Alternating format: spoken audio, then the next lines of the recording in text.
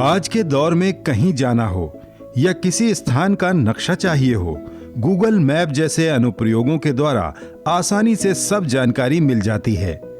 ये डिजिटल दौर के भूस्थानिक आंकड़ों या मैपिंग का कमाल है। रोजमर्रा की जरूरत ही नहीं, डिजिटल मैपिंग और भूस्थानिक डेटा राष्ट्र निर्माण में भी काफी अहम है। नदियों को जोड़ना, शहरी परिवहन, औद्योगिक कॉरिडोर, स्मार्ट बिजली प्रणाली, अन्य संरचना विकास, कृषि, खनन आदि हर क्षेत्र में सटीक भूस्थानिक डेटा और मानचित्र महत्वपूर्ण हो जाते हैं। इनके आधार पर ही विकास परियोजनाओं की रूपरेखा तैयार की जाती है। इसी उपयोगिता को देखते हुए भारत सरकार ने अब मानचित्र और भूस्थानिक आंकड़ों के उपयोग और उत्पादन की नीतियों को आसान बनाने का काम किया है, ताकि हर क्षेत्र में सरकार से लेकर निजी संस्थान तक इस उपयोगिता का फायदा उठा सकें।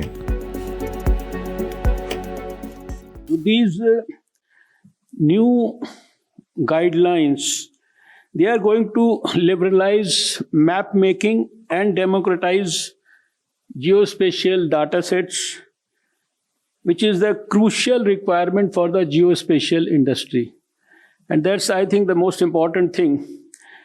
At present, without these guidelines in place, 100 billion positive sectors like farming, mining, urban construction, transportation and delivery, they are all suffering because of the non-availability of high-quality maps, which are critical for these key sectors of the economy.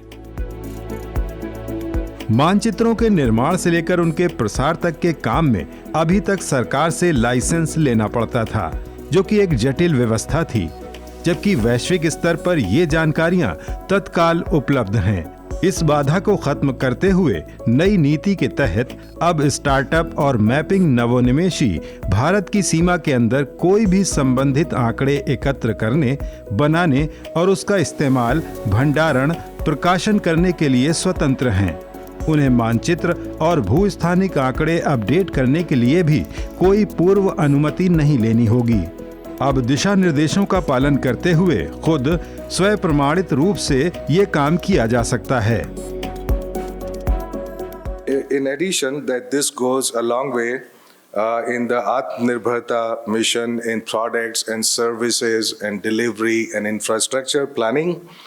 This is indeed a historical turning point in 250 years history of surveying and mapping using modern tools in India.